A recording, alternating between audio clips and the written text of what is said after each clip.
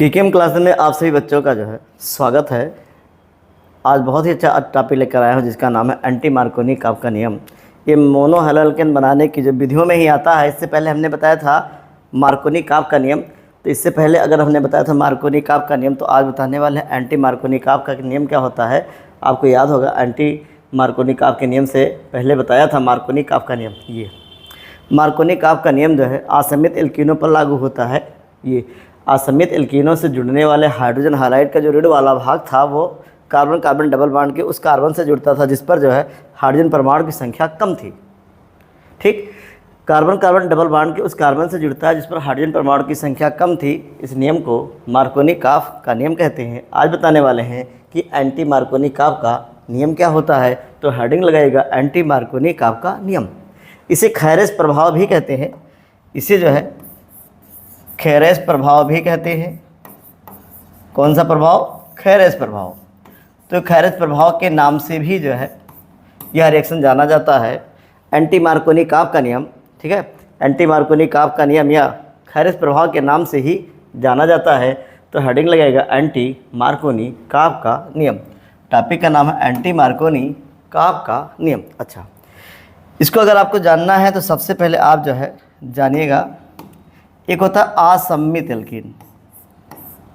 असम्मित alkene, ये असम्मित alkene. Alkene मतलब होता है कार्बन कार्बन के बीच में डबल बॉन्ड। असम्मित का मतलब होता है अगर आधा आधे को नहीं ढक पा रहा है तो इसे जो है असम्मित एल्कीन कहते हैं। जैसे मान लेते हैं यहाँ पर ऐसे लिखा हुआ है CH डबल बॉन्ड CH2। ये डबल बॉन्ड है, एल्कीन है। अगर आधे से इसको डिवाइड कर दिया जाए तो आधा वाला पार्ट आधे को ढक नहीं पा रहा है, इसका मतलब असम्मित एल्कीन है। ठीक है, कैसा है? असम्मित एल्कीन है। तो इन्होंने बताया असम्मित एल्कीन होना चाहिए, तो हमने कहा ठीक है असम्मित एल्कीन हो जाएगा। अब असम्मित एल्कीन होना चाहिए, उसके बाद हाइड्रोजन हाइलाइड, ये है हाइड्रोजन और ये halide, H hydrogen X halide. ये ऋण वाला भाग है, ये धन वाला भाग है, प्लस वाला भाग है, प्लस वाला पार्ट है, ये माइनस वाला पार्ट है। ठीक है, इन्होंने बताया कि क्या बताया कि इसके लिए कोई कार्बनिक पेरोक्साइड हो।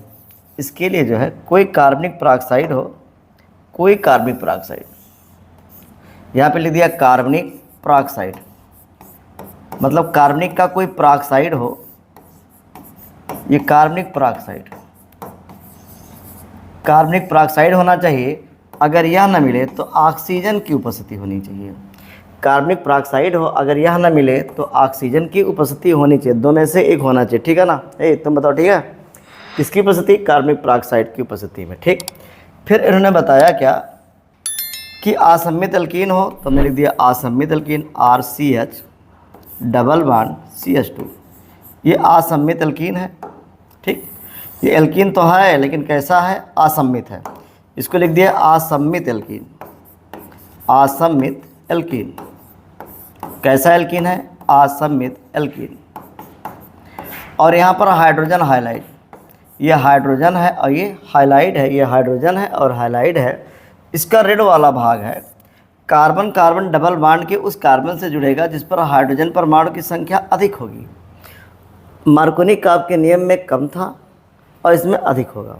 कार्बन कार्बन डबल बॉन्ड के उस कार्बन परमाणु से जुड़ेगा जिस पर हाइड्रोजन परमाणु की संख्या कम होगी। इसके लिए देखा जाए ये बॉन्ड टूट जाएगा तो ऐसे बनाएगा RCH सिंगल बॉन्ड बच जाएगा और यहाँ पर CH2, ये इस पर ऋण वाला भाग जुड़ जाएगा मतलब X, और इस पर H जुड़ेगा मतलब ये, मतलब बन जाएगा RCH2 सिंगल बॉन्ड CH2X। ये ऐसे बन जाएगा। इसी नियम को एंटी मार्कोनी काफ का नियम कहते हैं। ये जो नियम है इसे एंटी मार्कोनी काफ का नियम कहते हैं। ठीक, अब पूछा जाए एंटी मार्कोनी काफ का नियम क्या है। कार्बन पेरोक्साइड, कोई कार्बनिक पेरोक्साइड हो, उसकी उपस्थिति हो या ऑक्सीजन की उपस्थिति हो। असम्मित एल्कीनों से जुड़ने वाले हाइड्रोजन हाइलाइड का, असम्मित एल्कीनों से जुड़ने वाले हाइड्रोजन हाइलाइड का ऋण वाला भाग कार्बन कार्बन डबल बॉन्ड के उस कार्बन परमाणु से जुड़ता है जिस पर हाइड्रोजन परमाणु की संख्या अधिक होती है। ठीक, अगर इसको लिखना हो तो अब कैसे लिखेंगे? लिखिएगा असम्मित एल्कीनों, लिख दिया असम्मित एल्कीनो कैसा एल्कीन हो? असममित। असममित एल्कीनों से जुड़ने वाले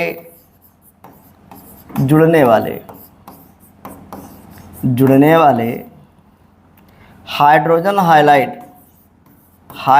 हाइलाइड का ऋण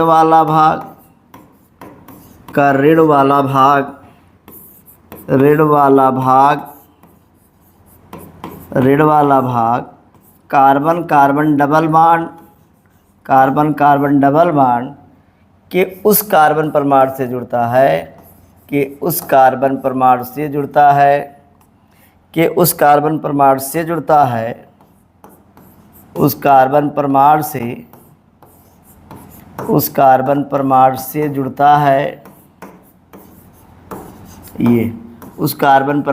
जुड़ता है जिस पर हाइड्रोजन परमाणु की संख्या कम होती है, जिस पर हाइड्रोजन परमाणु की संख्या अधिक होती है, जिस पर हाइड्रोजन परमाणु की संख्या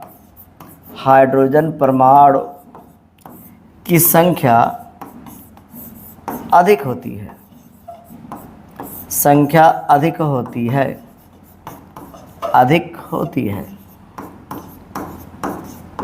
ये। लेकिन इसके लिए ज़रूरी क्या है? हम लिख सकते हैं कार्बनिक पेरोक्साइड होना चाहिए।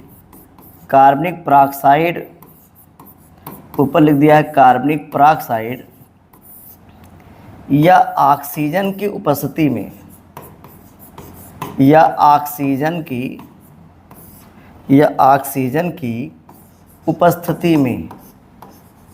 ऑक्सीजन की उपस्थिति में, ठीक, ऑक्सीजन की उपस्थिति में। अब देखो, कार्बनिक पेरोक्साइड या ऑक्सीजन की उपस्थिति में असममित एल्कीनों से जुड़ने वाले हाइड्रोजन हाइलाइड, यह हाइड्रोजन हाइलाइड है, इसको थोड़ा हाइड्रोजन हाइलाइट कर देते हैं।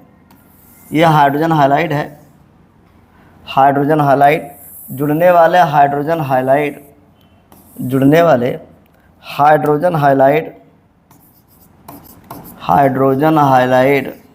ये जुड़ने वाले हाइड्रोजन हाइलाइड का ऋण वाला भाग कार्बन कार्बन डबल बॉन्ड के उस कार्बन परमाणु से जुड़ता है जिस पर हाइड्रोजन परमाणु की संख्या अधिक होती है।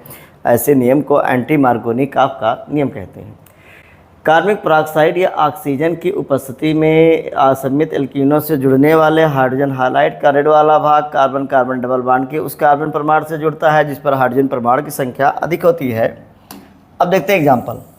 अब मान लीजिए कहीं ऐसा हो, लिख दिया है CH3 single bond CH double bond CH2, और इस पर अगर HBr को जोड़ना हो तो अब इसके लिए तो कार्बनिक पेरोक्साइड हो या ऑक्सीजन हो, तो हमने ऑक्सीजन यहाँ पे ले लिया है। इस रिएक्शन में कोई ना कोई उपस्थित हो गया तो कार्बनिक पेरोक्साइड हो गया, तो ऑक्सीजन हो गया, तो कार्बनिक पेरोक्साइड हो गया तो ऑक्सीजन होगा। ये बॉन्ड टूटेगा, 2 सीट खाली होगी, एक इस पर एक इस पर। अब ये ऋण वाला भाग इस पर जुड़ेगा क्योंकि इस पर हाइड्रोजन परमाणु की संख्या क्या है? अधिक है। इस पर इसलिए जुड़ेगा क्योंकि हाइड्रोजन परमाणु की संख्या अधिक है, और इस पर नहीं जुड़ेगा क्योंकि हाइड्रोजन परमाणु की संख्या कम है। तो देख लें, तो ऐसे बनेगा CH3, फिर आ जाएगा सिंगल बॉन्ड C, इस पर जुड़ जाएगा H तो CH2, इधर आ जाएगा CH2, और लास्ट में आ जाएगा Br। ये इस पर जुड़ जाएगा H और इस पर जुड़ जाएगा Br। तो जहाँ अधिक होगी कार्बन की संख्या, हाइड्रोजन संख्या, वहाँ जुड़ेगा ऋण वाला भाग, और दूसरा वाला H दूसरे जुड़ जाएगा। ठीक।